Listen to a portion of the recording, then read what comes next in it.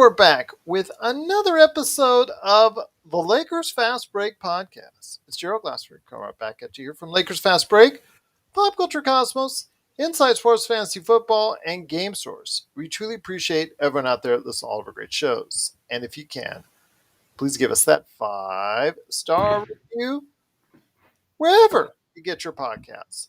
Plus, if you can like, share, subscribe, follow, or do anything that you can to support us right here at the Lakers Fast Break, Pop Culture Cosmos, Inside Sports Fantasy Football, Game Source, the great folks at LakersBall.com.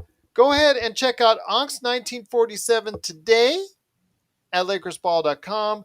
Lakerholics.com. You know, Laker Tom's got nothing but great articles coming your way when it comes to Lakerholics.com. Plus, go ahead and check out Jamie Sweet's 5 Things articles and the great conversation right now after I posted our latest video there at Lakerholics.com. It was great in the comments. Plus, also Laker Tom's latest article. A lot of comments there as well.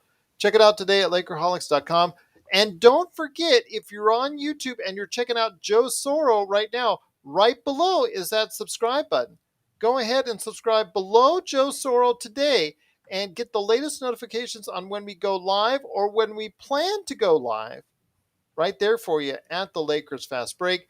I do want to mention that it looks like for logistical reasons, it's getting harder and harder for us to go ahead and do the 5:30 Pacific, 8:30 Pacific type deal. So I may bump it back a half hour. So be prepared, everyone, to go ahead and check us out at 9 p.m. Eastern, 6 p.m. Pacific on our Sunday, Tuesday, Thursday shows. So just wanted to give everybody a heads up there. But right now, it's the Lakers Fast Break.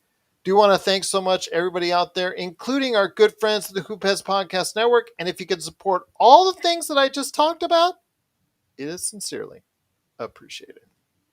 Well, the Lakers are getting closer and closer to the LeBron mini camp that's coming around the corner. Plus, training camp is not too far away within the next 3 weeks. Scary as it is, because there's a lot of stuff that still hopefully can get done as far as maybe some maneuverings, maybe some trades. But as we talked about on Sunday, those prospects are looking dimmer and dimmer indeed. Although Laker Tom, he still has hope out there. He still has hope that something can be done. But I know a lot of it centers around those 2 first-round draft picks, the 2027 first-rounder and the 2029 first-rounder. I know this is something that Joe, myself, Jamie, John, the whole entire crew here at the Lakers Fast Break, Tom, Kenneth, we've all talked about these 2 magical picks coming down the way. And I know a lot of people that it's just one side of the fence or the other. Some are saying, why should we care about what happens in 27 and 29? Yet others are also saying, maybe we should care about what happens in 27 and 29. So what about these 2 picks? Why are they so important? And is it time to give up on dealing away those 2 picks for what's been offered so far? We'll go ahead and talk about that on today's show. I do want to mention Thursday, it's going to be a fun episode. I already told all the guys at LFB in advance that for everyone who is there, I'd love to talk about who their favorite Laker team of all time, the best Laker team of all time. Maybe, you know what? We'll even do their favorite and their best. We'll do their best and their favorite Laker teams of all time. We'll go ahead and talk about that on Thursday. That's coming up there. Plus, also, remember, on Friday, I will be dropping a special episode with Stephen Leckert, one of the executive producers of Legacy, the real story of the LA Lakers, that's now available on Hulu. I just watched episode 5 yesterday, checked it out. Not too bad. Wasn't quite as compelling as episodes 3 and 4. That's probably because it was covering the down period between Magic announcing he had HIV, plus him also trying to go ahead and come back and play, him trying to go ahead and come back and coach, the down years for the team, the still issues behind the scenes between the buses, all leading up to the pursuit of Shaquille O'Neal as a free agent. So that's talked about on the show. And again, if you have any questions for Stephen Leckert, one of the executive producers, please go ahead and hit me up at Lakers Fast Break and LakersFastBreak@yahoo.com. But Getting back to those 2 draft picks, it is the 27 and 29 draft picks, the first rounders that are in question. A lot of people say, give them up. Go ahead. Unprotected or lightly protected, give them up. Give them up. Others say, maybe you should hold off on that for what we're being offered. Joe Soro is here. He is AK Ox1947. You can go ahead and catch him today at LakersBall.com. What say you, Joe? I know you and I have been going back and forth on this. You have such a different mindset come 2 months ago. Now that the Lakers training camp is around the corner, LeBron's mini camp is around the corner, are you seeing a different mindset on what we should do with those 2 draft picks right now? Yeah, there's not going to be anything that's going to get done here. They're going to ride Russell Westbrook through the year and hope that he doesn't play as bad as he did last year. So it doesn't. It's all holding hands and joyful and throwing towels in people's faces and joking around at the press conferences right now. But when that ball goes up, this is what we have to produce for the season. It's not going to go well. It's gonna be bad. Well, even when I reach out and I either speak to or read all the comments out there from the fans with some of the deals that have been offered, and right now the biggest deal, and I put that in quotations, that we've been talking about that has been rumored for some time now, is the Indiana trade, which would get us back Buddy Hield and Miles Turner. And I've gone back and forth on this, and I really feel like those individuals, as much as a good fit Miles Turner might be, he is still just a rotational player at best. He is still someone that has never been maybe just channeling all the talent that a lot of people hoped he has. You know, a lot of people thought that he would become like a 20-point game center in the league, someone that would dominate on both ends of the ball. And he really never has done that to the level I think that a lot of people have been satisfied with. So seeing him come over, he does fit a niche. He does shoot well from the outside. He does rebound. He does block shots. I'm just thinking myself, the way that he's never really dominated from a league standpoint, that I think that it's probably not worth investing so much of your future into these 2 guys right now. I just don't think that the deal is out there that I would give up both of those draft picks. It's not just him, it's anyone, whether it's a Utah deal, whether it's a Charlotte deal, whether if there was a New York deal. I think the investment in a lot of these players, the amount of money that's been invested in them is, I know the NBA and I know these players are rare. They are rare talents in the world, right? There's very few people that can play in the NBA. Saying that they're overpaid versus they are overvalued. Okay, so maybe they're not overpaid because there's so few of them out there, but a lot of these players are overvalued, and some of it is a particular team's fault, and the other is also we have to factor in that this is the rules of the CBA for the NBA. You're supposed to spend a certain amount of money per team to guarantee that under the collective bargaining agreement that you're going to pay these guys a certain amount of money. So when you sit there and you say, well, why did this team pay this certain player $35 million? Well, they paid him because that's part of the rules. They have to pay somebody that money. And I think we forget that as fans. You don't know, not a lot of people talk about that. I believe, and this, I'm just from my memory, I think you have to spend up to 90% of the salary cap per team to just, to meet the requirements. It might be 85, 90, somewhere around there. I have to look at it. So we look at that as a benefit for the player individually, but then as a team that's trying to improve, you don't want to debilitate yourself. You don't want to go and trade for a Julius Randle and pay a guy, let's say, that much money for the next 3 years beyond this year, when he might not fit that particular offense or that particular team. Then you have someone like Miles Turner who's not always available, and then you have someone who's one side of the court, only plays really well on one side of the court, and you've got all these mixed things going on who to risk your money and your time and your draft capital on. And this summer was just, it just wasn't anyone that was worth making a legitimate trade. And you also have a lot of these guys that are trying to get more than what the deal's worth. Danny Ainge got way more than he should have for Rudy Gobert. But then when you look at the situation in Minnesota, we've talked about this a little bit, is what else is Minnesota going to do? They have no choice. How many great free agents have ever went to Minnesota? Like, really, like, hey, you know what?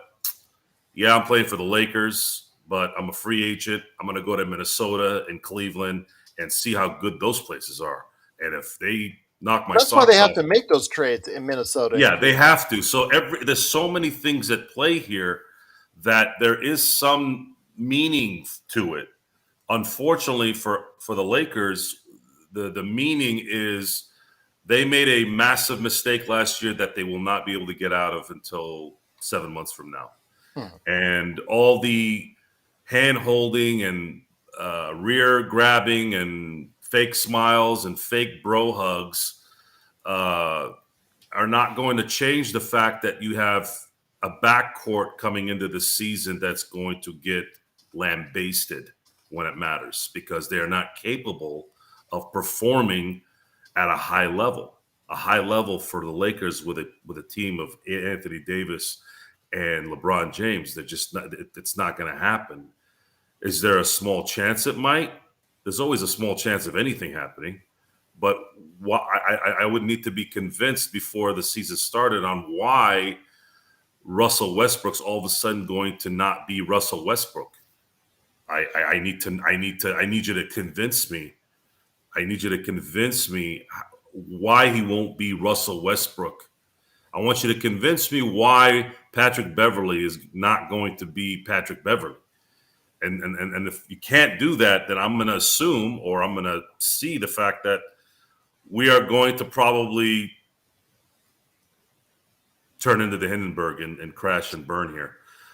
What's the saving grace is, what if Anthony Davis plays 70 to 75 games? What if LeBron James doesn't have a little knick-knack injury and plays 70, 75 games? Sure, of course, they probably will have a better record. But are we doing this so that we can win an additional 8 games?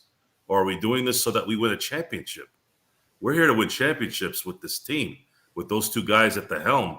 It's not about making the playoffs. We have to win a championship. And I know that's the belief, like Tom and some of the other individuals that have been posting on Lakerholics.com, is that, well, if we make the trade with Indiana, or if we make the trade with Utah, that'll put us around 5th or 6th. And then watch out, we'll be in the playoffs. You get LeBron and AD started in a best of 7 game series, and watch out, we're going to go ahead and be very competitive. But let me ask you this. When was the last time a team that was 5th or 6th in the Western or even Eastern Conference? I think Atlanta, was one that was not expected to do that well in the playoffs, and they ended up doing well. I think that was the last time you really had a contender there, but they didn't get to the finals. When was the last time a 5th or 6th seed got to the finals? It's been a little while, hasn't it?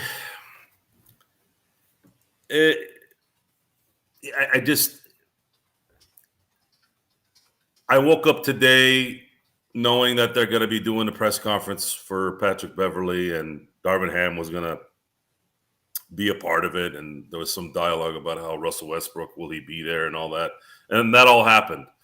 And I just didn't watch anything. I just kept working today. I didn't really care to listen to Patrick Beverley or Darvin Ham give us the business line. This is one of those things where one Because he says mistake. he's super excited, quote unquote, to Yeah, play alongside Russell I'm Westbrook. super excited when I play the lottery too. You know, I'm like, yay! Can we? I'm gonna win that $1 billion. I'm gonna win. I'm gonna win the Powerball and all that. I'm excited, right? And we're supposed to be optimistic, right? And all this. And I'm sorry, I don't. I'm not gonna win the lottery. I can buy 400 numbers. I probably will get 2 from each one at the most. This is what this is. I don't see how this team is going to be competitive from a championship standpoint. It's just not constructed that way. And if you had some young up and coming guys that you might be able to, maybe Darvin Ham becomes this guy that says to Westbrook at 20 games in, like, look, Lonnie Walker is just destroying everybody. We're going to have to play him. Or Kendrick Nunn or something. Kendrick Nunn, which, that's another part of this thing that's gotten me to this cynical, jaded, irritated kind of response to this is a guy has a bone bruise that from hell that I've never seen a bone bruise in my life be as debilitating as this. Kind of reminds me of the Steve Nash. Was it Nash? Yeah, I was going to say that. The Nash was almost the entire season. Yeah, his nerve thing in his leg was just bad timing. You get Nash thinking you're gonna have that point guard that's gonna get Kobe to kind of get off the ball a little bit, and that was what we were always chasing. We were always chasing after Kobe's second dynasty with the Gasol crew. You were thinking, can we have Kobe kind of just be the striker? And in the end, guys like LeBron, do you see those kind of similarities now? It's looking eerily the same in terms of guys that are washed and the guys that they have acquired that are not available. And then the guys that we're talking about to acquire are either marginal players or guys that are not available. It's a pit of nothingness. How do you know? And we've talked about this since the season ended. It doesn't even if Miles Turner is great, let's say we do a trade with Indiana, and even if Buddy Hield decides to play at least some kind of an average type of team defense, we still have to wait for Anthony Davis and LeBron James to be available to play. Otherwise, it doesn't matter anyways. So they're stuck. And this is actually probably the safest route to go is don't pass up any assets anymore at this situation. Don't throw anything out of it. You've already made horrendous trades over the last few years, trading Muscala for Zubats. You've let Caruso go, even though you picked THT over him, and then you traded THT for Patrick Beverley. It's like not only are you screwing up, but you're punching yourself in the face as you're screwing up. I do want to mention that last on Sunday, you mentioned the comment that you said that I think you said something, paraphrasing now, that you said something like that the Lakers don't have to worry about money, but yet they gave up Alex Caruso because of the money. Yeah, because at that time they had made a commitment, and I'm not faulting them for this because I can at least get what they were trying to do, meaning, look, we're choosing the 20-year-old over the 27-year-old. That's what we're doing. We have to choose between the two, right? Okay, that fine. But what ended up happening was they chose the wrong guy, and not only did you choose the wrong guy, you ended up getting rid of him anyways. And Caruso's not a guy that's just about, the skill set. The guy had a particular game that meshed with this. There's a reason why we won a title with guys like that. First half of Game 6 in the 2020 finals. I'm always going nuts on with AD on that first half and how amazing his defense was. Well, a lot of people, if you remember, Caruso did not start a game. He didn't start the first 5 games in that series. He started Game 6 after an amazing Game 5 that the Lakers had lost, and Vogel put Caruso in as a starter and was one of the reasons why they were able to come out in that first half and really, really put the screws to the Heat. And it's not just about the skill set in a lot of ways. It's more of the attitude and the focus of guys like that help kind of create your stability. Our stability is really Anthony Davis and LeBron James, and everything else is kind of a mess. I don't see how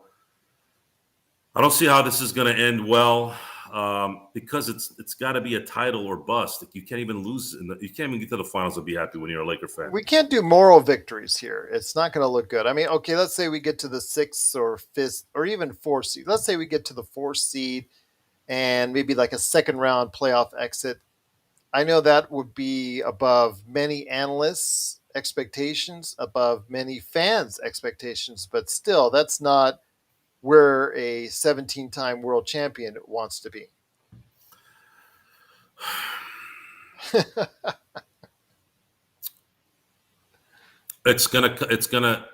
I want everyone to be prepared for that Oklahoma City type game where the Lakers are up in double digits, and lackluster play ends up costing them the game. The turning point last year was the second Oklahoma City Thunder blown 20-point lead. When that game ended and we had lost, that was when everything started going downhill. Everyone is happy and great when there's no pressure. Right now, you're getting towards the training camp. Everyone's like, yeah, man, I'm happy to be here. And you've got your new acquisition saying, well, the difference between being a Clipper and a Laker is night and day. And I don't know what the hell that means, but it doesn't really serve any purpose in terms of the on-court stuff. I would have liked to have heard more about, well, we need to make sure that we come into this season a tight unit and really making sure that team defense is a part of what our focus is going to be, and making sure that we create offensive opportunities for 2 to 3 of our guys so we can score on a consistent basis. Well, again, that leads me into asking you, because the 2 draft picks, the 2027 and 2029 draft picks, are so much of a debate. Should we send them out unprotected? Should we send them out with protections? Should we send them out at all? And I'm now clearly on the fence that I just don't think there's a fix that's large enough that those 2 first-round draft picks can take care of right now. Maybe that situation will change come February and the trade deadline, or maybe even into next summer, or heck, you can hold on to them for another year after that if something lines itself up. But it's got to be for those 2 draft picks. And by that time, you'll have even maybe another one that you can throw at as far as for a star player. I never really understood the deadline trade. I don't. Who's going to be available? Well, that's what I'm saying. There's no one available that moves the needle far enough for those 2 picks to justify themselves being given. I think we've exhausted the summer theories. I think once Irving left, I think for me it was all Irving was the shot, because this is a guy that would have wanted to come here, and we didn't know. We were hearing that Brooklyn didn't want him.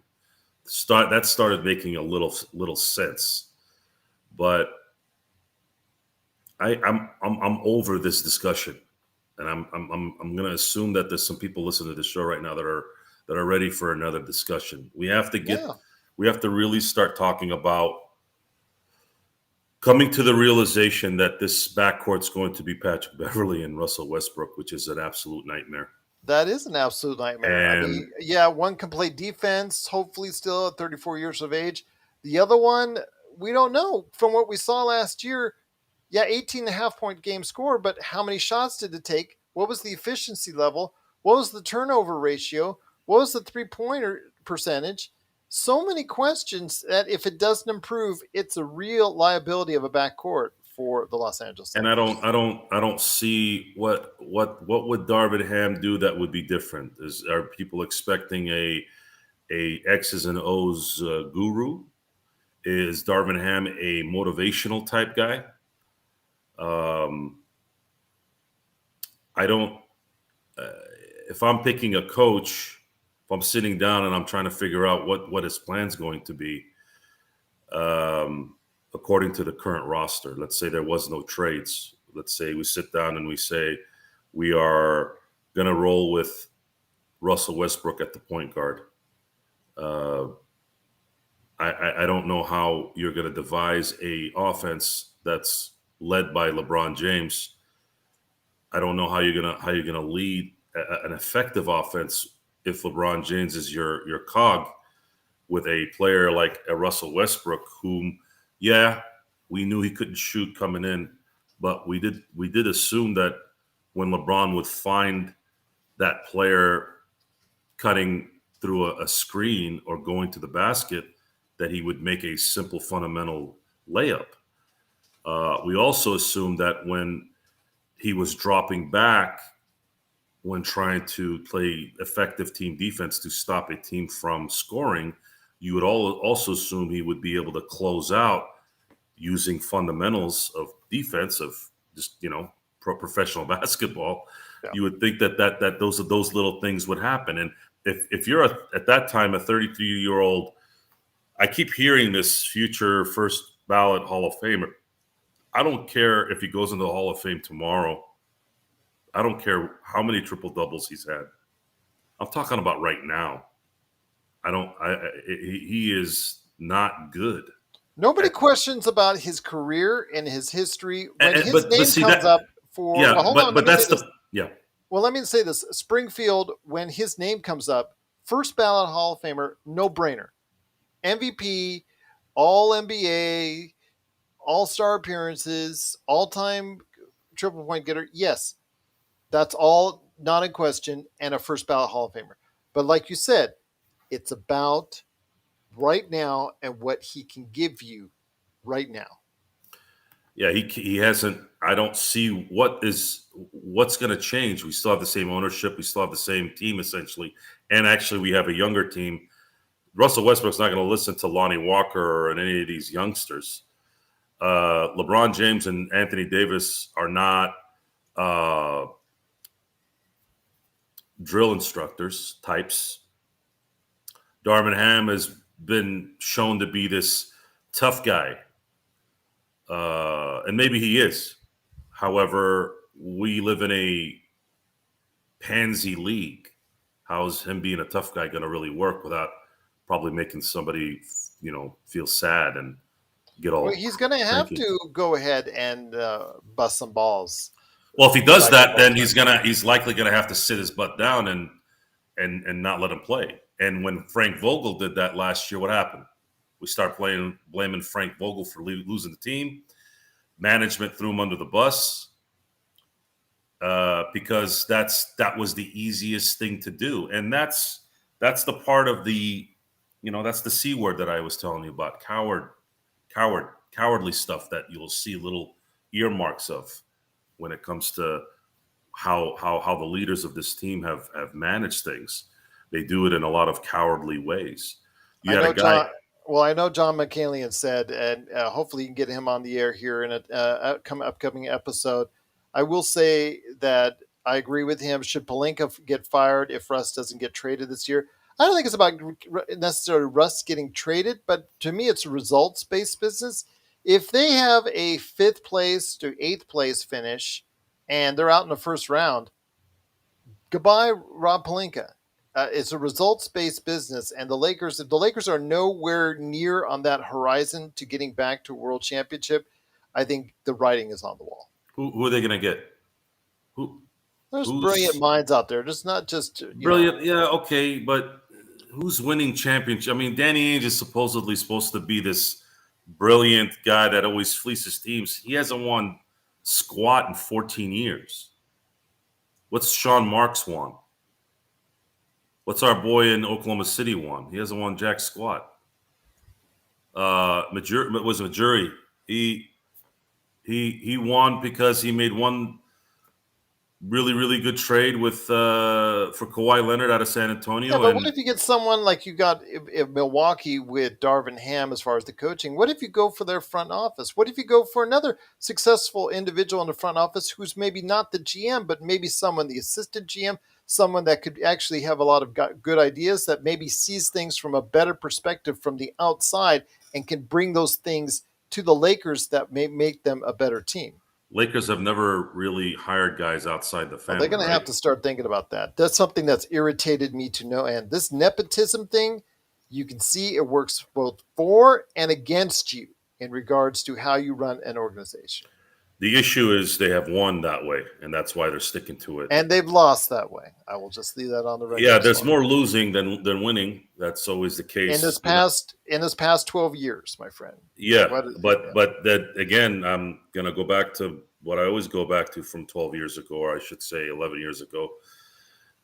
Lakers had an entire league block them from being better than they ended up being, and I will never forget that. I will and never I know you forget. don't, and you I never will let our never listeners forget, forget and it I will either. never ever not mention it because it took Nor a would I stop you. it took a power hungry sniveling little you know what to stop the Lakers because the San Antonio Spurs couldn't do it, the Clippers couldn't do it, that Bozo in Dallas and the Bozo in Cleveland couldn't stop it. That's why they started whining about it. No, it took the commissioner finally say, guys, you guys are just killing everybody with these trades. I'm not going to give you Chris Paul. We know that if Kobe gets Chris Paul, it's game over. At that point, you're looking at the Lakers probably winning another title or two here in a few years. And that thought process really, when I really think about it, really really bothers me. It really angers me because it wasn't competitive. It wasn't. You knew that by vetoing that trade, you pretty much destroyed a team because asking guys like Pau Gasol and Lamar Odom to come back after they had been shown the door, you knew that you had sabotaged it, and then they were trying to cover their tracks ever since. They did it by trying to get Steve Nash, and Dwight Howard was a disaster on its first signing and all that.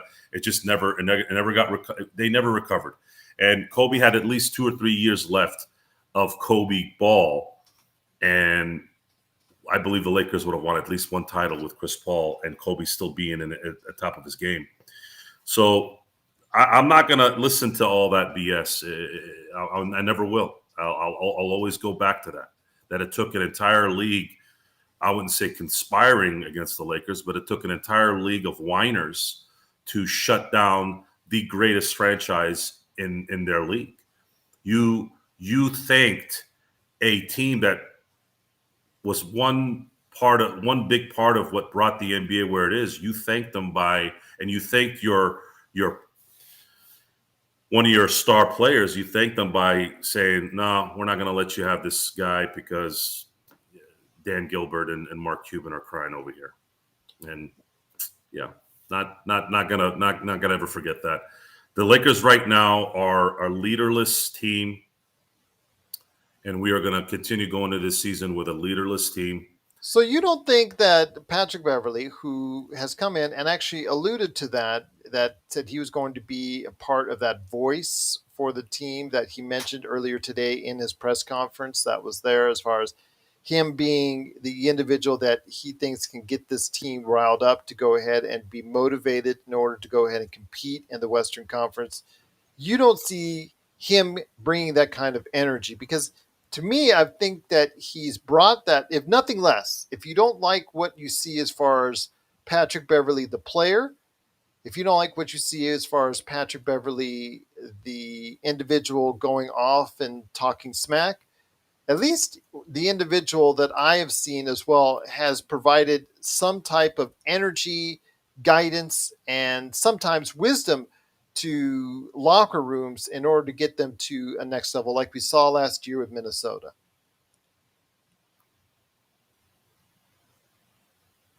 He's What he's wisdom? shrugging his shoulders. Everyone, I don't understand what that means.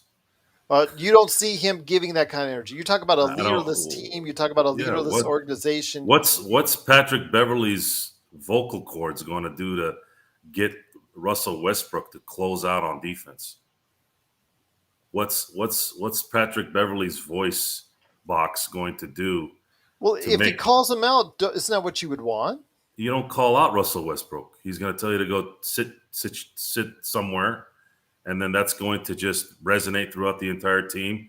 LeBron will walk around with his eyes going up in the air, and AD will kind of just walk around and go, "Oh God, here we go again," and that's it. It's not there ain't no Kobe's or Michael Jordan on this team. You know, we're in a different life. We're in a different life right now. There's no one that's going to take anyone and tell them either you do this right or we're going to put the size 13 or 15 up your rear end. And Darvin Ham has that attitude, but Darvin Ham also probably understands that coaching in the NBA is always secondary to the players. It's just not. I have to see it. I'd have to see a change to buy it. I'll know. We'll know what's going to happen here. But it's just not likely that you're going to have guys that are in their mid 30s who have already shown who they are and what they're capable of to prove to me that these guys are championship caliber players. Mm-hmm. They're just not. They're not. AD still needs to prove that he can play a full season. We're still having to worry about that. Even if Westbrook and Beverley play well, if AD doesn't play well, it still collapses. LeBron is going to play LeBron's game, and he'll be effective. He won't be LeBron of 2012, but it's not a good setup at this point. I just don't see. We have young guys that aren't good shooters and don't really play good defense either. It's a tragic team. It's a tragic setup from just looking at what these guys are capable of doing. Well, if that's the case, and Darvin Ham can get these guys to play at a level beyond expectations, let's say keep him in the mid-tier of the Western What Conference, system is he going to run to do that? You know that Laker Tom has expressed on this show that they're going to go 4 out as opposed to a 5 out, with 4 out and then one in the dunker spot, and that's something that he has stressed that he actually likes to see based off of what we've seen the successful end of it in regards to what happened in recent years with Milwaukee, especially. Okay, so you've watched Milwaukee run their offense. You've seen Giannis play that system and how pretty effective he is. He's very good at getting to the basket, and because he's got arms that go from here to Milwaukee, just lay it in, right? So you can't see Anthony Davis emulating any of that?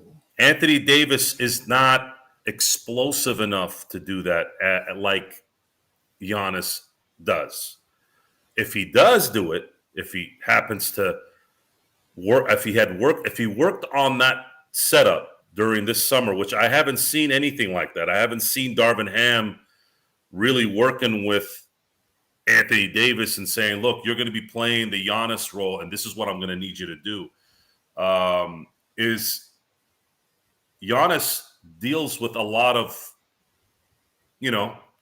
challenges when he plays. He's dealing with some banging in there. Is Anthony Davis going to be able to do that, or is Anthony Davis going to feel comfortable playing the Karl Malone role of hitting those mid-range shots and then getting to the basket and taking LeBron's alley-oops, which is what he did in 2020. He was very effective at shooting from mid-range. He even had a three-point range for a minute there. He wasn't missing his free throws. I believe he was hitting 85 to 86% that year, which a lot of people talk about this because it's important. Those, when he was hitting almost every, he didn't miss a free throw in the finals until the last game.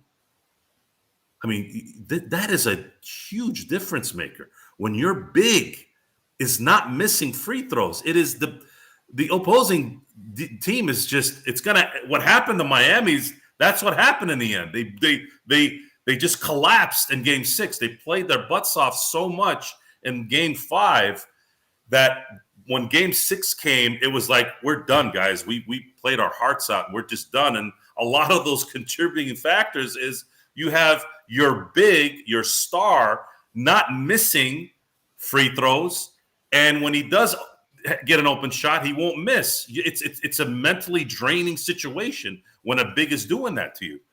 We have to have that to figure out if that's going to be the case. But look, G, why would any team that plays against us not double team AD or LeBron should they play the striker role? Let's call it the striker role. I can't say I blame you, because even if, since the fact that Patrick Beverley has shots most of the time around 38 to 40%. Last year he didn't, but even if that's the case, he's still only a 10-point player. As far as his career average is right around 10 points a game. So that tells me he doesn't take up many shots. So if he's not shooting it very often, he's really not as much of a threat as you would like to see. Russell Westbrook, we all know about that. Teams are going to play drop coverage on him continually, begging him to shoot from the outside. And at under 30% from the three-point area, it's continually going to be an issue because he won't go to the corner and shoot often enough where he's a little bit more statistically reliable. And if AD does not get his mid-range back in order, I'm not asking for his three-point shooting, because we know that's even in the first place, it wasn't that great in the first place. But even if his mid-range has been his bread and butter over the years, and that went south on him last year. If he doesn't get that back, if he doesn't stay healthy for 70 games, and if he doesn't get back to the form that he played like in the bubble and in 2020 period, then that's a big problem for the Lakers. That could be the biggest problem of anything relating to the Lakers team this year. Well, you have a team that LeBron is not known to be a shooter who actually has been shooting pretty well. His turnaround jumper has been what I've said is what's blossomed as a Laker. His advancement with the Lakers has been his turnaround mid-range. He's picked up new things over the course of time. Developed that part of his game as he got older. Yeah, he never really had a good post-up. I shouldn't say that. He really never had a consistent post-up kind of game where he would go to it all the time. And then he developed it the last 4 years down in the post, and his turnaround jumper was money. It's been money. And even his three-point shooting has gotten really good. I mean, his free throw shooting has always been kind of off and on. But to me, if you're hitting 75%, I think it's not as catastrophic. But he's not been that at times. He's been right around 70, which is kind of concerning. Well, I always say Shaq might have hit from 55 to 60 from the free throw line, but he made up those points in other places. Yeah. Either by intimidation, either by a rebound, or a soul-destroying dunk.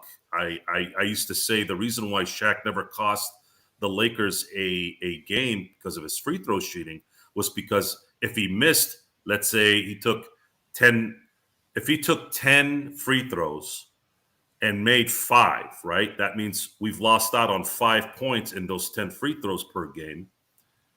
Those 5 points were made up very quickly from probably 2 dunks because his dunks were not. Well, if anybody needs to be reminded of it, they just need to check out episode 5, the tail end of it, of Legacy, and they'll go ahead and get a reminder of just how dominant Shaq was at that point in time. So Shaq in 01 and Kobe's entering his prime in 01. And that's what they also talk about too in that episode. Shaq's 2000 season was arguably the greatest single season any player's ever had. It would have been Michael, but in '88, Michael didn't win a championship. Michael won the scoring title, won Defensive Player of the Year, won MVP, averaged 37.2 points a game that season, but he didn't win the championship that year. So shift 12 years later, Shaq won the scoring title, won Finals MVP, won an All-Star MVP, was second in rebounding, third in blocks. won the championship. I mean, And the I guy think episode 6 is going to cover that in right, Legacy. right. And then in 01, though, and the reason why 01 he didn't win the MVP in 01 is he missed too many games that year. But I remember after D Fish came back in late March and they started winning with Kobe coming back from an injury as well. Woo! I mean, I'd be hard pressed to see any team ever play that team. And Well, don't give away your secrets on your favorite and your best team because we'll cover that on Thursday. I thought I'd set the stage a little bit so that you know where You're I'm going setting after the that. stage, right? You're actually about ready to hop on it. But Howard Hill says he remembers how Shaq destroyed Sabonis to the Blazers. Arvydas Sabonis, I will remember that too very fondly, but it also left me sad in a way because if we'd had only seen Arvydas Sabonis when he was fully healthy, before the injuries, when he was playing for the Russian national team, when he was only playing overseas and he was not allowed to come to the NBA, that I think would have been much more of a representation of Sabonis. The 90. I mean, do you agree with me on that? Absolutely. No, absolutely. If I had talked about this in the mid 90s when I was entrenched in all this, I said the 92 finals. We never got to see the best of Arvydas. The 92 finals would have been a little bit more interesting had Arvydas been the center instead of Duckworth. I forgot his first name. Kevin Duckworth. God rest his soul. I know he's passed. Yeah, I remember it was like mid 90s when the Lakers were starting to kind of win a few games here and there from the new kids, the Lake Show. But I remember talking about the 92 Blazers. I said the Blazers, that 92 Blazers team was the best Blazer team. I mean, that you can't, I mean, 77 team won the title, so they're obviously the best Portland team ever. But because they ran into Jordan, I always said that the 92 Portland team was probably the best Portland team ever, minus the fact that they didn't win a title. I just thought they were stacked. Now imagine if Sabonis had been the starting center there and Duckworth had been the guy that came off the bench. For those who don't remember, the Blazers were up 15 points. This was not just against the Lakers that they did this. This happened against the Bulls. They were up 15 points going into the fourth quarter in Game 6, and Jordan was on the bench. And Pippen led the Bulls to pretty much eliminating almost that entire deficit. And then Jordan came in after about 4 or 5 minutes, and then that's when they closed them out. And I can only imagine Blazers though sure made for a good video game, if I remember. It was sorry about that. It's okay. I think we lost a lot of things. That draft it was the 86 draft that Sabonis was drafted in, right? I believe so. Yeah. But he didn't come over for almost a the 86 later. Draft is the most tragic draft. That's the Len Bias draft. Yeah. At least for in the NBA, the most tragic draft because there's so many guys that number one, Len Bias didn't get a chance to play due to his overdose, and then somebody like Arvydas Sabonis who would have been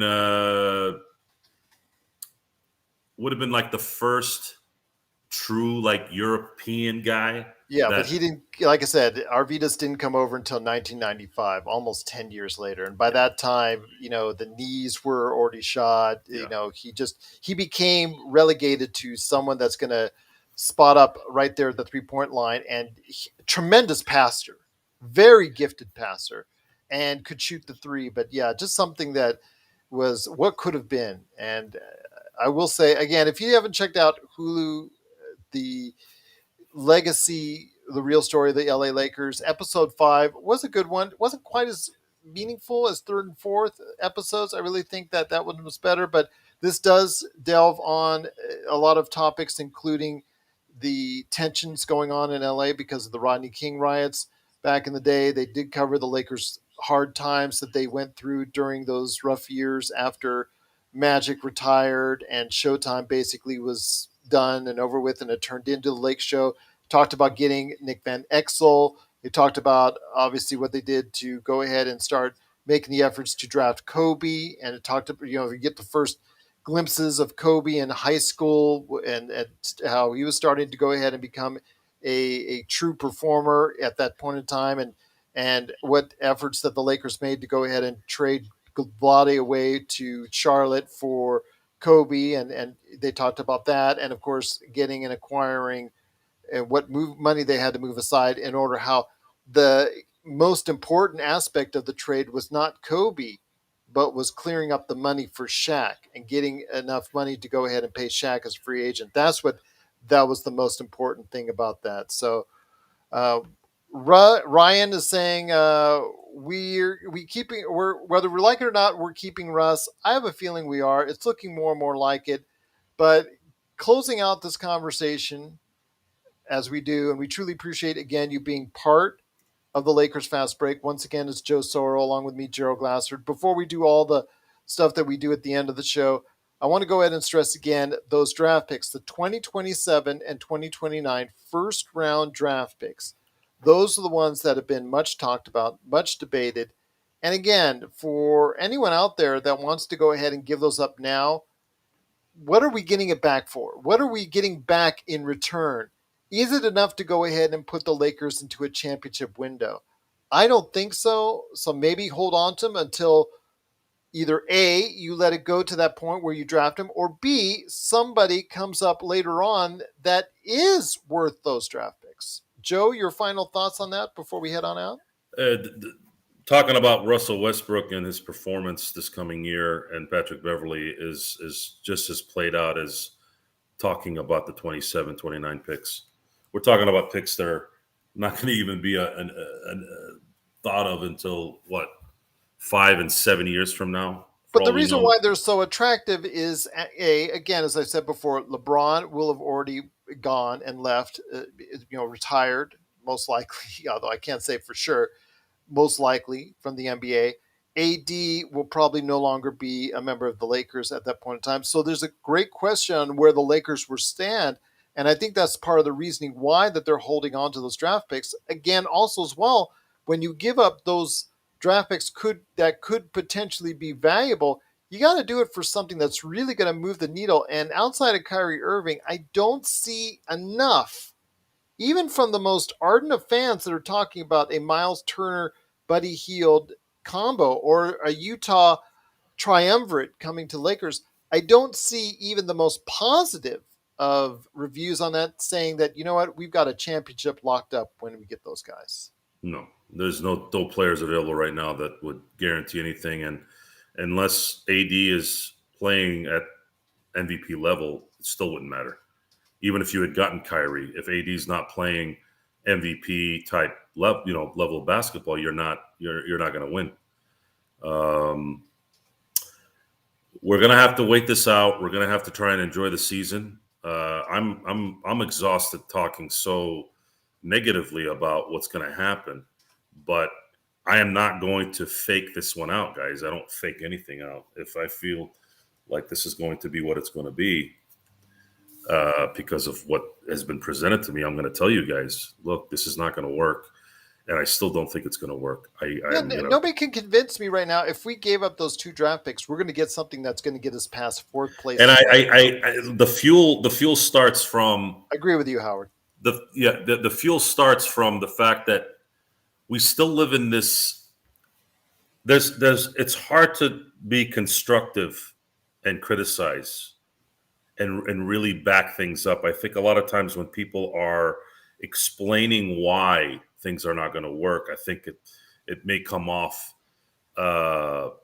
negatively and mean, right? And there's some people that'll assume that. And we're not trying to be mean when we say that, but I just. But some will interpret that. Now it's our job to explain why we're not trying to be mean or negative. So let's say if Russell Westbrook's listening to the show, and he's hearing me tell him, guys, Russell Westbrook could not make a layup and did not have any effort on defense last year. What's his thought process? His thought process being Russell Westbrook's going to be, who is this clown? I don't care what this guy thinks. Totally missing the point on what actually happened. This is not me wanting to prep myself up or pump myself up and wanting to be mean to Russell Westbrook. I'm telling you and I'm showing you what happened, or I'm explaining what happened. I didn't play defense like that. I didn't miss those layups. This is you're the highest paid player on this team. You are the highest paid player over Anthony Davis and LeBron James. And you can't Crypto.com make a layup. Crypto.com wasn't booing Joe Soro.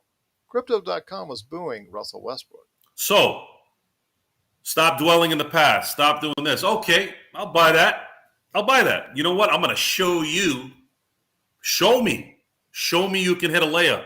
Show me you can close out on defense and not let the opposing guard split the double team because your hips are not in the right position. This isn't something I threw in the air and said, oh, I'm going to say this today. And a lot of the people that are commenting on the Lakers or analyze the Lakers are either doing one of two things. Either they don't really watch the games, which is the norm. They don't really watch. I'm watching these guys while the camera is, the camera's always paying attention to the guy with the ball. I don't just pay attention to the guy with the ball. I'm paying attention to everything as much as I can. That's why I was able to explain to you why the defense that the Lakers played in the 2020 finals in Game 6, why AD had me mesmerized. He had me hypnotized in that first half because I was sitting there going, look at this guy. He's guarding three guys. I'm watching everything. So your BS is not going to go well here. If you guys are going to be watching this show, whether you're a player, whether you're fans, whether you're YouTube people, it doesn't matter what it is. I am going to explain to you what I've seen and why it's good and why it's bad and what needs to change. I've been watching this game a long time. I've played basketball in my lifetime. Yes, I didn't play in the NBA or college, but there's a lot of players out there. There's a lot of coaches out there that never played college or in the NBA and are doing pretty darn well. I know what I'm looking at. I know what I'm looking at. I'm not trying to be mean. I'm not trying to stick it to these guys. But if you're going to make $47 million and your sole job is to make baskets and at least play some team-oriented something, and you don't do those two things, now, if I was sitting here and I was saying, man, that Russell Westbrook, God dang it, he only shot 30% from the three-point line. God, he's a terrible shooter. Gall darn it. Darn it, right? You have every right to call the show, to write the show, and Russell Westbrook to say, what the hell are you complaining about? I've always been shooting 30% from there. What are you whining about? What, do you think I was going to shoot 50? That makes sense then. I'm not going to just criticize somebody to do something that they were not doing well before. But when you have historically one of the worst three-point shooters in the NBA for as many attempts as he makes, teams know this. Teams plan for this. Teams will continually provide drop coverage, making it harder for the rest of the team down low. Let's say Anthony Davis or LeBron trying to post up. It makes it so much harder when you have a well-known deficient three-point shooter trying to post up outside, to take another three-point shot. They're begging him to shoot. That's the problem. Fine, but that's where you adjust. What did Russell Westbrook do well? What did we really need him to do? Driving to the basket. We needed him to go to the basket. And the thing is, he's available, right? So let's look at the good things that made me feel that this would work. Number one, he's a ball-handling guard. He's a future Hall of Fame ball-handling guard. He can handle the ball, right? My assessment was, wow, we can rest LeBron now because Westbrook is going to cover the other half of the game because he's a ball-handling guard. And if he's going to shoot 32% from three, okay, that's his deficiency. But you need to devise as a coach, as a team, as players, you need to work off that deficiency and create other things. Well, you have LeBron James, who's a phenomenal passer. Create lanes for that guy.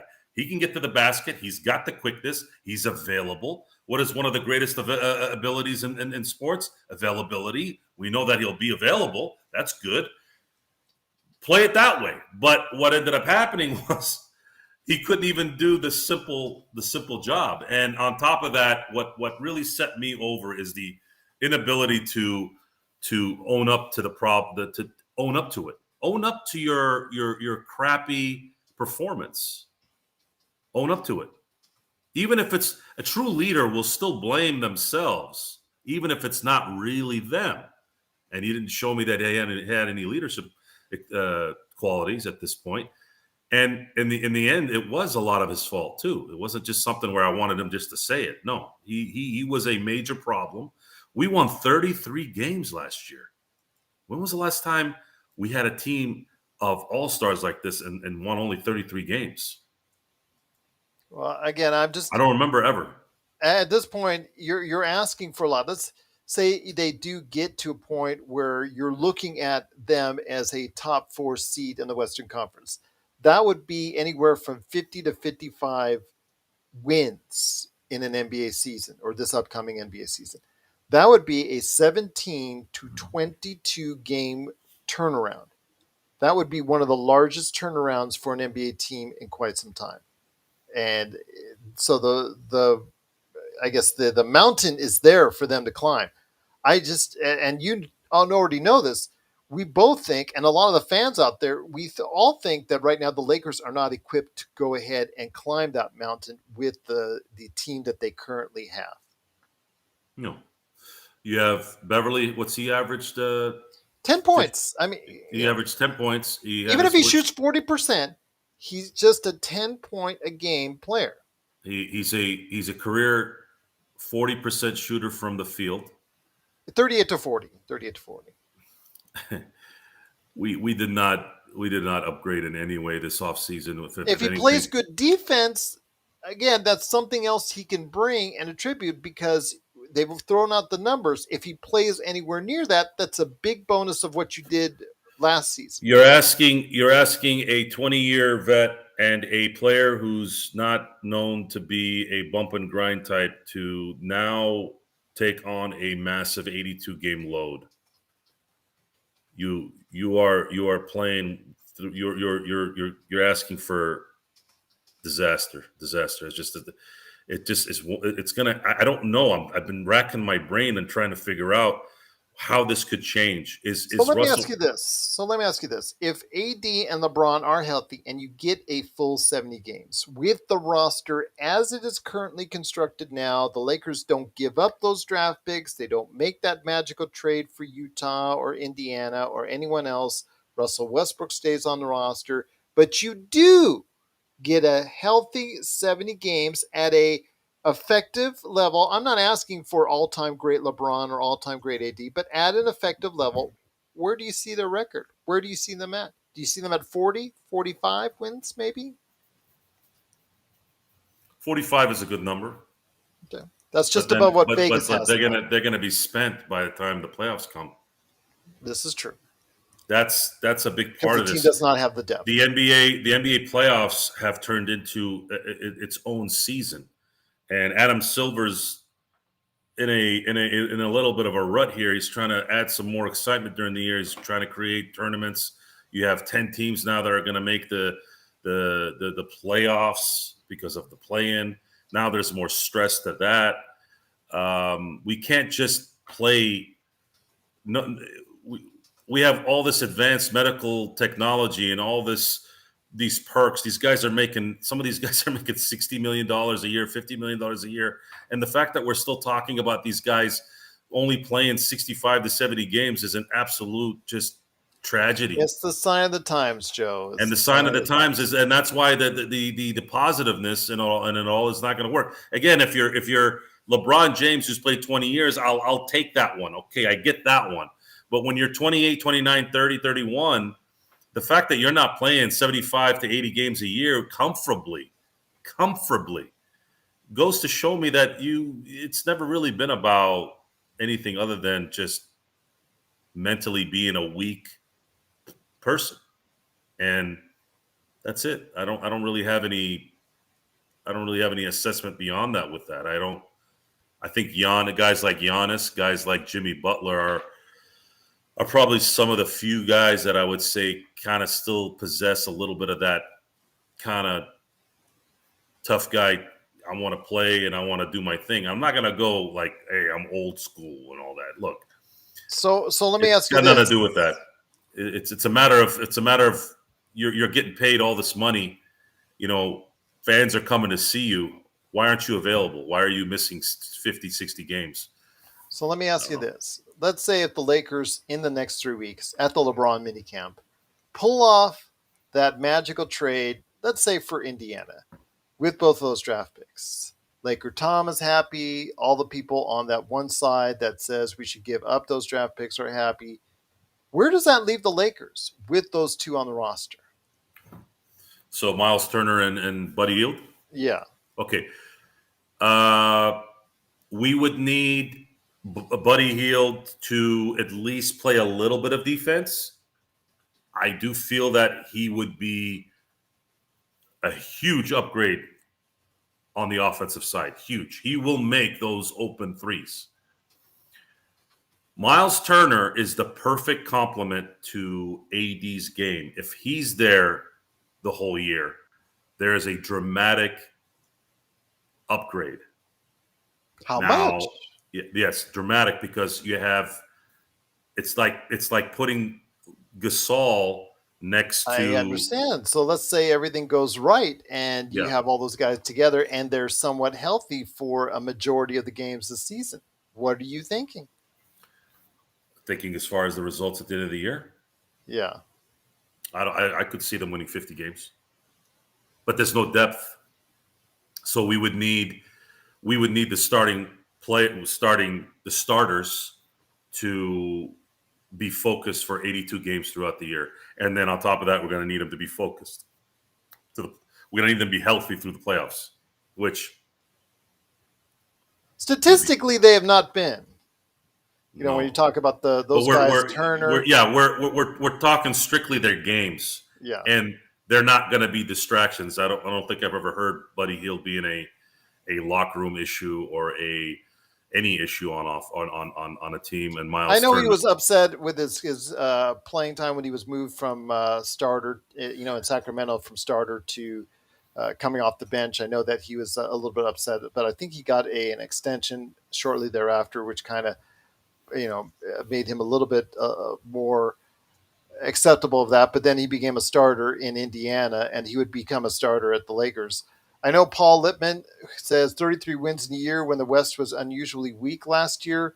With the Clippers, Denver, Dallas, Portland, Pelicans are all healthy and improved. 45 is a little high for him as far as if the Lakers were that healthy as it stands with the roster right now. Care to disagree or agree? I think that's probably a good reason why, and Paul says too, that the Jazz chose to rebuild because the Jazz saw the writing on the wall as far as where they stood with Gobert and Mitchell in a competitive Western Conference that looks like it has a really, barring health, again, goes back to health, could have a really good and solid Western Conference this year. yeah, the Jazz are gonna. Danny Ainge is gonna try to construct that team the way he constructed the Boston Celtics. Boston is not known as a free agent destination. It's not as bad as Utah, Minnesota, and Cleveland, but it still was an issue getting guys to come over there, i.e., AD. I know Ainge had a huge thing for AD that once that went, that I think that was eventually what ended up probably ended his tenure there. Utah is going to try to. I'd say Ainge's drafting was more of a talent that he showed than actual accumulation of draft picks, and it was the Fultz trade was the one I think was the best trade he's ever done. He ended up getting the best player in the draft and getting assets on top of it. Kind of looks really good right now, didn't it? Yeah, it really did. It's the Lakers are never really in a. God, I just can't get off of the veto in that 3 years that we sucked. We were that because of that in those years. And once they got out of it a little bit, you saw what happened. They got LeBron James, then they were able to get AD, and that's what the Lakers have always done. No matter what kind of drought they've hit, it's usually about 2 or 3 years, and then all of a sudden, some big time guy comes out of nowhere and comes and gets over there. Whether it was trading for Shaq, getting Kobe in the trade, LeBron coming as a free agent, trading for AD. Will Chamberlain retires in 1974. Kareem comes in 1975. It's just the Lakers have that's their MO. They have a little bit of downtime, and then somehow their franchise, their lineage gets them the big player. Well, all I'll say is right now, I think that the Lakers are currently, as constructed, a 7 to 11th place team. Let's just put it out there, what I think they are. If they were to go ahead and get the Utah trade, I think that brings them up maybe a slot higher, maybe even as far as high as 6th. If they make the Indiana trade, a little bit higher than that, put them in maybe the 5th slot, 5th through 7th. It'll fall somewhere there. Again, barring health. But I think that Paul is saying that a lot of other people saying that I agree upon that the Western Conference, again, is going to be really tough. A lot of teams will have players that they didn't have access to last year. Denver, New Orleans. I know that the second half of the year, you're going to have to start worrying about Memphis because Triple J will be back from injury. So if they're healthy and decent enough, when Triple J comes back, they'll be a force near the end of the year. The Clippers, if they're all healthy, we see what a loaded roster they have if they're healthy. Again, I think that should be the theme going in. If they're healthy and if everything plays out, the Lakers are going to be somewhere in the 40s. I just don't know exactly where yet, and I'll have to decide exactly where when we do our season preview. But I'm somewhere in the 40s. I'm not sure exactly where yet. I know Phoenix is going to play well. They have a young roster as well, but there's been some that DeAndre Ayton thing and Sarver being in charge always is going to And Chris spell. Paul, you don't know how much left in Chris the tank Paul, on that. yeah, it's like at some point something's going to happen there. But Sarver, the owner there, he's to me he's kind of a jinxed. There's something just distasteful about that guy, and it resonates. It seems like when it matters. I'm not. They're going to still be good, but I don't know what will happen there. Well, if Dallas, not, that would be great for possibly a Lakers trade down the road, maybe. DeAndre Ayton, I can understand why they don't want to give him the max. He's kind of a limited player. Yeah. But you're in a. Sometimes you got to pay those guys that money to keep the mental part working. You got to overpay for those guys in particular moments, especially because he plays a lot of games when he's not suspended. And you wanted to that. I think that was a little bit of a distraction towards the end there. I think it took a toll on him. And if you want to win championships, and Sarver is known as a very frugal guy, and he's been also dealing with the fact that he's had people coming after him for his executive tactics, if you will. I don't know what they are. There's a lot of other tactics as well, but I don't want to get into that. I don't want to get that on the but this is that kind of stuff played into the I think in the end why they had no reason to get blown out by a Dallas Mavericks team. Absolutely no reason. I don't care how good Doncic is. You should have rolled over those guys. That was enjoyable to watch, though. I will leave it at that. If they had lost to Golden State, that would have been maybe a different story. But even Golden State they were okay. I think they hit the right. I think their timing was great coming back because I think you had a lot of teams that just did not really. This Golden State team does not compare to the Golden State teams of 5 years ago when they were winning championships. I don't probably not. But what's great about Klay Thompson and Steph Curry, and I'm going to keep repeating this. These guys never listen to what usually is the wrench in title teams, the things that affected even Kobe and Shaq and those types. These two are like Tim Duncan. They don't get affected by the chatter. Oh, well, Won't Klay Thompson want to have his own team? Are you sure you don't want, why he's like second to Steph? And they were pulling that stuff with Durant too when he was there. Well, Durant's really the reason why, and Steph Curry is this and that. Where instead you want to appreciate the fact that you have arguably one of the greatest players of all time who's never ever been a detriment to team basketball, and his wingman, if you will, arguably the second greatest shooter of all time, has never even once, even after all these injuries and everything, never once complained, whined about anything when it came to getting the ball or whatever. This is something that I think we need to champion, especially in a league that's full of very, very selfish people. Hmm. Draymond Green had a horrid finals, and that should add more. It was up and down. I He don't say was he was horrid. down. It was up, but there was some up more. There was up He had an points. okay game in Game 6. He did play well in that game to a degree, That's but what I mean. he if Jason Tatum didn't tank, the Celtics would have won that series. It's just that simple. I know Wiggins had played into that. Wiggins made up for Draymond Green's ineffectiveness, and then again, that's my point. See, good coaching, good players, good leaders. Look what it did. Wiggins was considered a guy that was always like, He was a draft bust.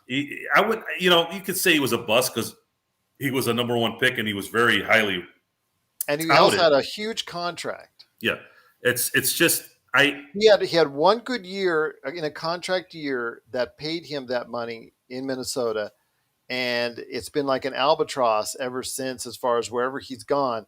And to see him develop into a player as a two-way strength during the course of that playoff and then ultimately that finals run was truly gratifying to see, because so many people have been so negative on him, and especially at the start of the season with the whole thing going on with him and the COVID vaccine and all that, and then him developing into a player that was really a truly integral part of a championship run. and that's another good example. Look at how his teammates respected him for that stuff. This just adds to the it just adds to more of the legacy of why these guys are champions. More than just literal champions, just in general, the kind of people they are. And we need a little bit of that this year. We need LeBron and AD to maybe take on a little bit more of a leadership role and hopefully talk to guys like Patrick Beverley and Russell Westbrook and go, look, guys, I know you yap a lot, and yeah, you can continue to yap, but you're going to need to back it up all year, meaning through the playoffs, not just making the playoffs. This is the LA Lakers. We don't get happy making the playoffs. We don't even get happy getting to the finals. We get happy when we win the title. Yeah. And Russell Westbrook needs to get the riot act on him and saying, if you're not going to shoot well, that's fine. If you're going to, yell at a guy in the crowd, that's fine. But you need to make your layups and close out on defense. I'm sorry, there's no other way. If you don't do those things, we're toast. And at that point, if Jeannie and Rob are not after 20 games, because see, that's the other problem here, G. Our first 20 games are not like they were last year. It is going to be hard right out the gate. And if they start out 7-13, 6-14, you are going to see some explosive shows on here, number one, and a heck of a lot of drama outside it as well. That you will, my friend, right here at the Lakers Fast Break. But before we close out, I want to touch one last time on those draft picks, those 2027 to 2029 draft picks that everybody in Laker fandom out there has heard ad nauseum. And that's what Paul Littman, who is a Utah fan but keeps us in the know as far as what's going on in Utah. And he says that local reports are saying that Ainge is open to taking Westbrook, but only if both picks are on the table. If not, he's going to look to possibly send those veterans out individually to other contending teams. I'd say all the best if that's the case, because those three individuals, and I just put it out on the NBA trade machine while Joe was talking. And if we do that, if we commit to a Russell Westbrook and you throw another player in there to make the money work, like Wendy and Gabriel, for Bogdan Bogdanovic, Malik Beasley and Jordan Clarkson. That's great and all, but it doesn't move the needle far enough to make the Lakers a championship team or a championship contending team. You've already wasted, then you've given up both your future draft picks, the 2027 and 2029 draft picks for those guys. And on top of that, you still owe close to $30 million for Malik Beasley and Jordan Clarkson because they have another year on the books. So I don't see it as a win-win situation. The only way I'd do it is without the picks. If Danny Ainge doesn't want to give up the idea of trading Russell Westbrook for those guys without picks, then you know what? All the best to him. All the best to him. Thanks for trading for Patrick Beverley. Have a great day. You cannot give up those draft picks for those three guys. Just not worth it.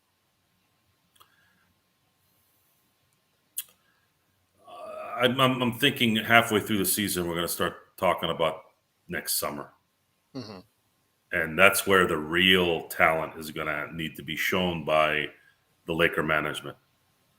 There's not a lot of players available next summer that would make a difference. You got the Chris Middletons, the Andrew Wiggins that are going to be there, but you don't know if those guys are likely to stay. I think Golden State's going to choose Wiggins over Draymond Green. I think Draymond Green's days in Golden State are about to come to an end soon here. I wouldn't pay him max money in no way, shape, or form. That guy goes anywhere that doesn't have Steph and Clay and Steve Kerr there. He's gonna fall back down to earth pretty quick. But the Lakers have to make a decision next year in how they're going to construct the team. And of course, we have to see what happens with Anthony Davis. If Anthony Davis has a 45-game season, this whole thing is likely going to blow up. Maybe they might not do it, but I think ultimately you might have to do that. Then you have to go into Utah mode and start rebuilding. But then that would Ainge probably wants those picks. I agree with Paul. Ainge was looking for picks. He's just looking for picks right now. He's just going to go ahead and try and tank. He's going to be here in Las Vegas here next month, scouting Scoot Henderson and Victor Wembanyama when they play each other here October 4th and October 6th here actually nearby Henderson to my location. So, he's going to be very interested in those two individuals. I'll give him the picks. I'll give him the picks, but they're lottery protected. I wouldn't give up the picks. They're rotation players. Lottery protected. Because it's the Lakers. I don't see them trading those picks and it being a top 2-3 pick. It just history says it doesn't. It hasn't happened. But if you hold on to them and another player materializes in a year or two, you get an additional pick beyond that you can go ahead and maneuver for a top star later on. The thing is, if you waste those draft picks now on just rotational players and it only gets you to the 6th, the 7th spot in the Western Conference, we're all going to be miserable this time next year. I get it, but that's why I'm saying lottery protected. I don't think we're going to get an impact player in 27-29. But that does Danny Ainge no good because that's what if I was Danny Ainge, and I know Danny Ainge is probably he's looking to get as much as he can out of those first round picks. But you also have to understand he's trying to drop salary too. There is a little bit of need there for him to get rid of those salaries. That's a good point. I think if Paul can verify, if you're listening out there, I think the Utah Jazz have 17 players under contract right now as it stands. So they do have to go ahead and shed some salary, I think, and they're right or at close to the salary cap. I know it's a little still precarious if I'm not mistaken. If I've heard in the past couple of days since that. It doesn't look like anything's going to happen. I don't know. I don't see anything happening. I'm not giving Danny Ainge unprotected. I'm not giving anyone unprotected picks. Even giving Brooklyn unprotected picks in 27-29 for an expiring contract and Kyrie Irving would have been a risk. I'm not getting. It's also setting the precedent. You need to start putting your foot down. Now it's okay, guys. It's enough. You guys. We gave up a few draft picks for Anthony Davis. We got what we wanted out of it, but that's it. We're not going to just continue to just give you things because you think you can take advantage of us. I think Utah does have 17 right now under contract. Yeah, they have two more than they then they can bring in. And So there's that's not two-way. That's not, no, and that those are legit contracts as far as that they're yeah, going to have to move. yeah, and maybe Danny Ainge might have to unload a pick to get rid of some of those contracts, and that's That probably would be ironic, my friend. that's probably why he stockpiled them. That's what those are for. Whether he does it or not, I don't know. I don't Well, know you the saw NBA. what Oklahoma City did with the New York trade that they did during the draft, where they just gave 3 picks just like that, like it was candy, because they have so many picks for the rest of this decade. Yeah, yeah, and that's what they're for these days. The picks are assets for trades. It's free money. It's free money that they can throw out because that's how the system is set up now. But like Utah, like Oklahoma City, they're going to continue to not have titles, and Lakers are different. We're not. We're in a different ball game here. We're here trying to get number 18 so we can pass the Celtics, and it's not looking I good right just now. don't see giving up 27 and 29 is going to help you get 18. At least Not right with what you're getting in return. No, now. because you really don't know what you're going to get in return. Anyways, you don't know if your staples are going to be effective this year, and it's just too much of a risk. No. Mhm. Protected picks, I would do a deal. Although I would prefer to do the deal in Indiana if I was going to do unprotected picks. But I don't think I don't think a deal in Indiana was ever a realistic thing. Just because Pritchard's involved, I don't think he'd want to help the Lakers in any way, shape, or form. Well, we'll see what happens, my friend. It is the Lakers Fast Break. Truly appreciate everyone watching and listening. Thank you so much for doing so. If you haven't subscribed on YouTube yet, please go ahead and subscribe below Joe Soro today at Lakers Fast Break on YouTube. We're also Lakers Fast Break on Facebook. Go ahead and catch us there. I will have an upcoming interview that I'm going to record on Facebook on Friday with the executive producer of one of the executive producers of Legacy, the true story of the LA Lakers, Stephen Leckert. He's going to be stopping by. I'm going to go ahead and have a half-hour interview with him. If you have any questions for me to go ahead and drop on him, please go ahead at Lakers Fast Break on Twitter or LakersFastBreak at yahoo.com. Howard Hill, thank you so much. Also, as well, big shout out to, of course, Paul. You've been great. Thank you so much, Blue Magic. Of course, also as well, Terrence Harvey, been fantastic. Truly appreciate everyone taking the time out of their day to go ahead and catching us on the show. Ryan, big shout out. Hadn't seen you before, so truly appreciate you dropping some knowledge on us as well. But Joe, any last thoughts on the way out, my friend? Because those picks, if you go to Lakerholics.com, you're going to hear Laker Tom, you're going to see Laker Tom, you're going to read Laker Tom really wanting to give those picks right there for you. So any last thoughts before we head on out, my friend? Get out of your dream scenarios. It's over. Lakers are starting the season with Russell Westbrook and Patrick Beverley.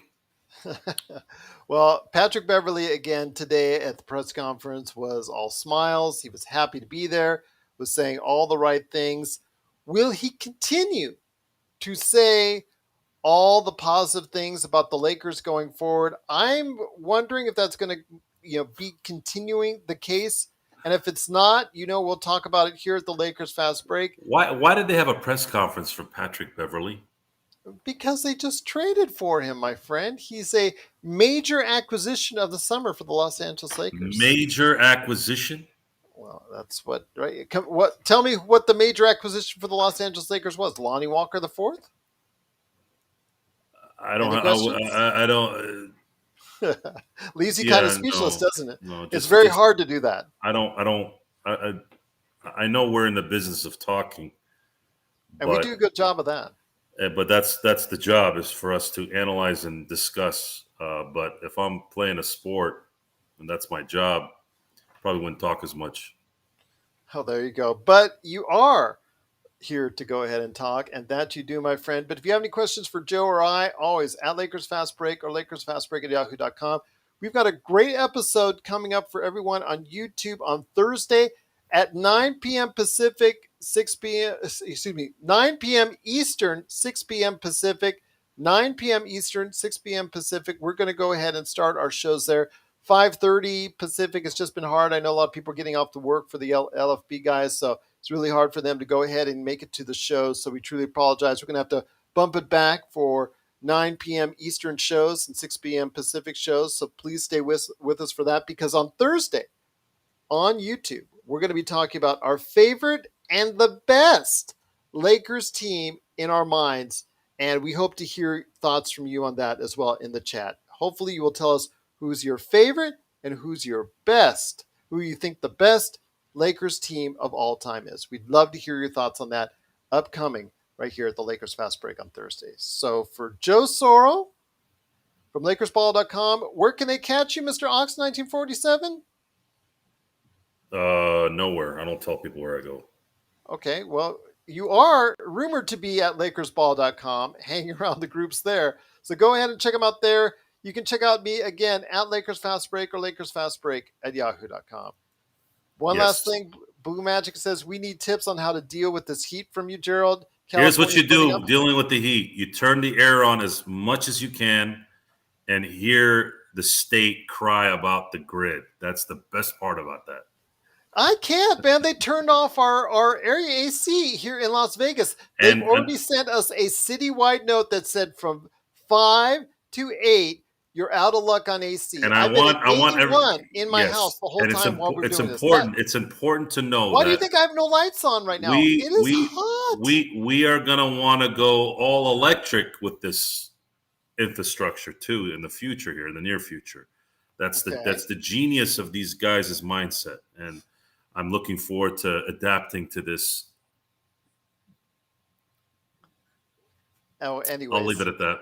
Yeah, you'll leave it at that. Please, let's not go on a tangent there. But it's hot everywhere. We hope you're bearing through it. Guys, if you need to swim, I have a swimming pool. You guys are more than welcome to come to Temecula and take a dip in my pool. That's the easiest way to cool down. Honestly, it's the easiest way to cool down. When you're in the pool, it feels like it's not hot outside. And are you charging? I don't charge for that. I'm a community guy. Okay, fair enough indeed. But that's Joe Soro, aka Ox 1947. They'll be lining up around his home in Temecula to take a dip in the pool sometime soon. Right there for you. But that's Joe Soro, aka Ox 1947. You can go ahead and chat with him today at LakersBall.com. Once again, we'll be back at 9 p.m. Eastern, 6 p.m. Pacific on Thursday, talking about our favorite and the best Lakers teams in our minds that we think coming up on Thursday. So I'm looking forward to it. It'll be a fun conversation. It'll be a great conversation to be had, as we always do, right here at the Lakers Fast Break Podcast. Thanks so much, everyone. You've been awesome. Thanks so much, everyone in the chat.